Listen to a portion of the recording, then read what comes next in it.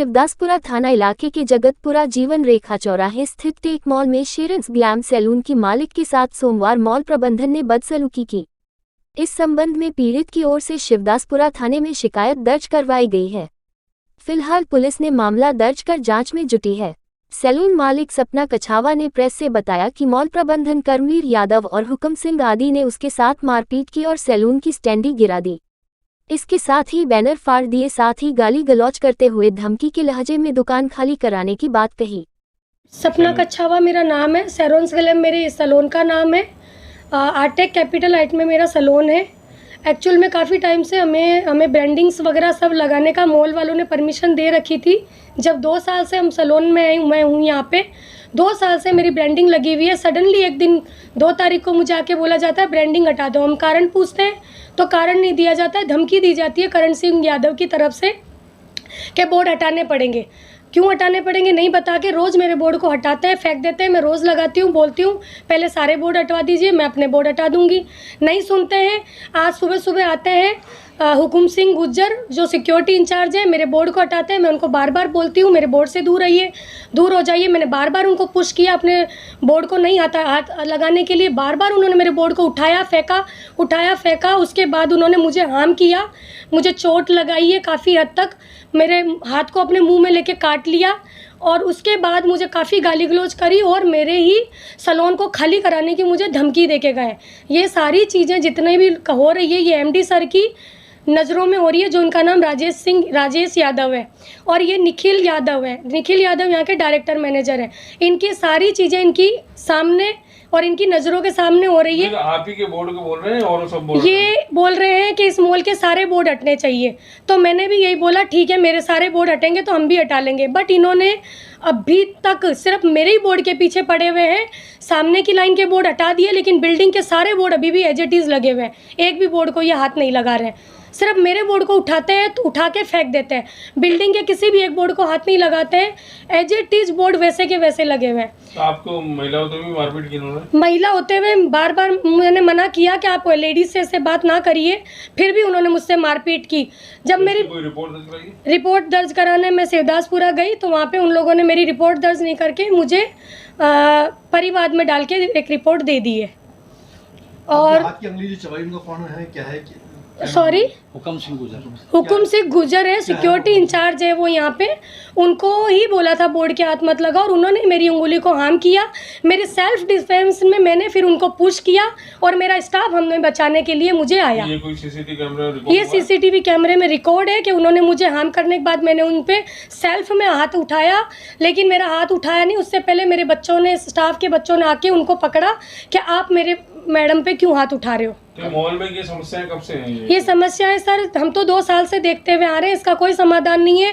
कीचड़ पड़ा रहता है, पानी पड़ा रहता है। बारिशों में क्लाइंट हमारे सैलून में एंट्री नहीं कर पाते। हमारी लाइट बिजली कभी भी काट दी जाती है विदाउट इन्फॉर्मेशन। हमारे क्लाइंट ख़राब हो जाते हैं, सैलून पूरा भरा रहता है। इसके अलावा सर अगर हम बात करें मॉल से रिलेटेड अगर हम बात करते हैं तो बाहर आप जस्ट बाहर देखेंगे जी, एक 200 फीट फ्रंट साइड है इसका, एक 80 फीट फ्रंट साइड है। अभी बरसातों के अंदर फुल पानी भरा हुआ था, पब्लिक को अंदर आने की जगह नहीं थी। इस चीज़ के अंदर मैनेजमेंट डिपार्टमेंट कुछ नहीं कर रहा है। सफाई से रिलेटेड लेके मैनेजमेंट डिपार्टमेंट कुछ नहीं कर रहा है। पानी की प्रॉब्लम शुरू से यहाँ चलती हुई आ रही है। बिजली की कट ऑफ की शुरू से प्रॉब्लम चलती हुई आ रही है। आज यहाँ पर दुकानदार 70 हज़ार रुपये का किराया पे करता है, लेकिन हम क्या देख रहे हैं कि मैनेजमेंट सामने लगे हुए ठेले को भी नहीं हटा पा रहा है। क्योंकि आज ये देखिए यहाँ पर आदमी रोजगार के लिए आया हुआ है, यहाँ पर फ्री बैठने तो आया नहीं है, लेकिन मैनेजमेंट इन किसी भी चीज़ों में ध्यान नहीं देता है। सिर्फ ध्यान क्या देगा, सामने वाला आदमी कैसे कमा रहा है। आज जब यहाँ पर नीचे लोगों को दुकानें दी गई थी, अगर आप देखेंगे सभी दुकानदारों के पास जाएंगे तो सभी दुकानदार आपको बताएंगे कि उनको ये बोला गया था, उनको एक दुकान दी गई थी 11/23 की, कि आप अपनी दुकान के सामने अपनी चेयर लगाना, टेबल लगाना और यहाँ लोगों को अपना व्यंजन खिलाना। लेकिन मिस्टर राजेश यादव जी ने, जो यहाँ के एमडी हैं, उन्होंने क्या किया, अभी कुछ दिनों पहले सबकी टेबलें यहाँ से हटा दी कि कोई भी टेबलें यहाँ नहीं लगाएगा और सारी टेबलों को अंदर ले जाओ आप, ये और बोल दिया गया इस चीज़ को लेकर के। तो दुकानदार फिर बेचारा कहाँ जाएगा। आपका यहाँ पे से क्या संबंध है मॉल से? मॉल के अंदर सर मेरा नीचे तंदूर के नाम से मेरा रेस्टोरेंट है। ये सारी समस्याएं हमारे को भी आती है, बार बार ये चीज़ आ रही है। हमारी भी टेबलें पहले ऊपर लगा करती थी, इतनी सारी गैदरिंग हम ही लोग यहाँ पर लेकर के आए हैं। पहले यहाँ पर कोई किसी को नहीं जानता था, लेकिन आज हमारे साथ ही बदसलूकी किया जा रहा है। आज राजेश, आप क्या चाहते हो जो आपके साथ मारपीट हुई है? हम यही चाहते हैं कि इंसाफ हो, सबको एक एक जैसा रखा जाए। यहाँ पे किसी के साथ अलग व्यवहार करते हैं और किसी के साथ अलग व्यवहार करते हैं। अगर बोर्ड हटाने की ही बात है तो पहले सबका बोर्ड हटा दे, हम हमारे बोर्ड हम खुद हटाएंगे। बट ये जो मारपीट जिस बंदे ने की है उससे तो फिर कानूनी कार्रवाई हमें करके इंसाफ चाहिए कि बंदे ने मारपीट क्यों की। वो सिक्योरिटी का बंदा है, उसे हिफाजत के लिए रखा हुआ है, ना कि वो हम पे ही मारपीट करे। मॉल में क्या समस्या है और कहाँ पे स्थित है ये मॉल?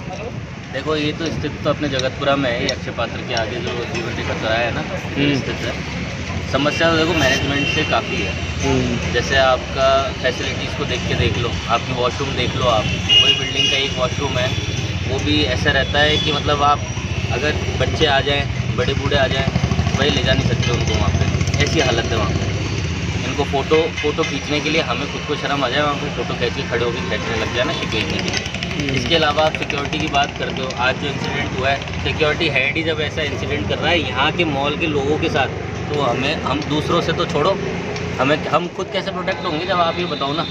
हम खुद ही प्रोटेक्ट नहीं हो पा रहे, हम कैसे गारंटी लेंगे यार ये लोग है ना हमें दूसरों से प्रोटेक्ट कर लेंगे?